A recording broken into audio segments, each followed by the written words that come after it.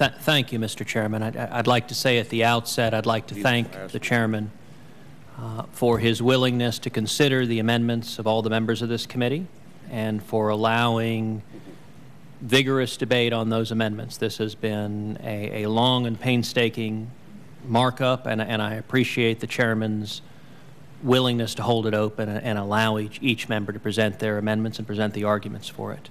Thank you. At the outset of this hearing, I expressed my hope and desire that this markup would prove a productive endeavor to improve this bill.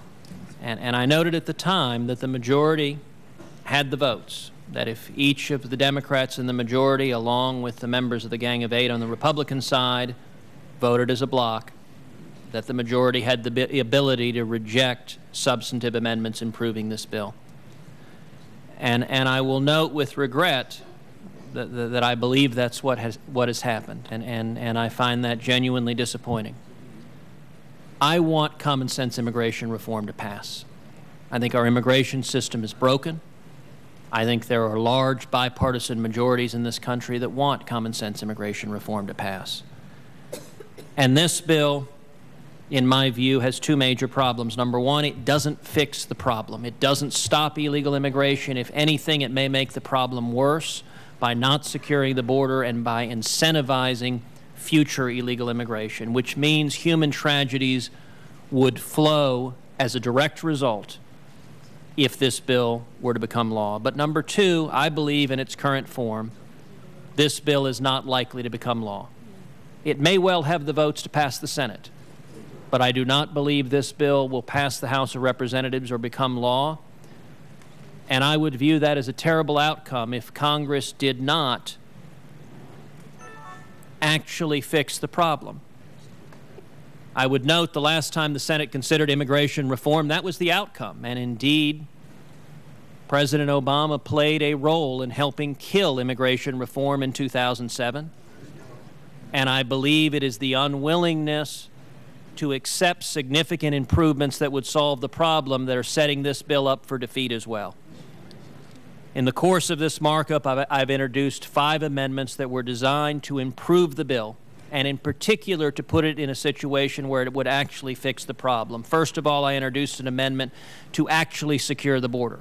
One of the greatest failings of this bill is, in my opinion, it is almost utterly toothless with respect to the border. It has unmeasurable subjective metrics that are entrusted to the Secretary of Homeland Security, Janet Napolitano, rather than putting real assets on the ground.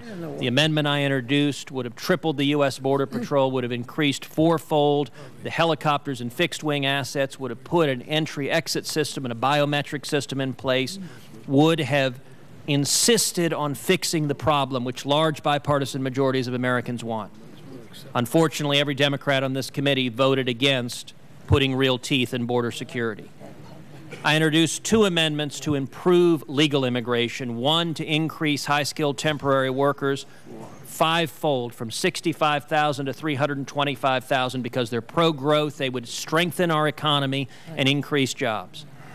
Unfortunately, every Democrat on this committee voted against increasing high-skilled immigration and voted instead to stay with the lower limits in this bill that I think are not sufficient to strengthen our economy.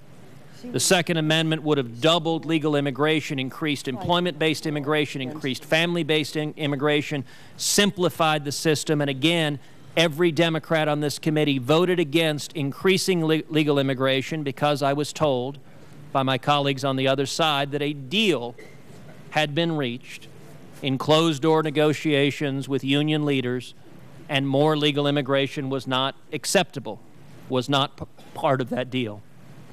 I think that's an unfortunate admission of how this bill was arrived, and I think it is unfortunate that we saw the votes we did. And finally, I think to work and fix the problem and to be able to pass, this bill should respect the rule of law by not creating a path to citizenship for those who are here illegally. In my opinion, the path to citizenship is unfair to the millions who have followed the rules, who have waited years or decades to come here legally. It undermines the rule of law, And I believe it makes it quite likely this bill would be defeated. And in response, my colleagues on the other side, I was informed that without the path to citizenship, there could be no reform at all. In other words, that we would not improve border security, we would not improve high-skilled immigration, we would not address anything to take the 11 million who are living in the shadows out of the shadows unless there were a path to citizenship.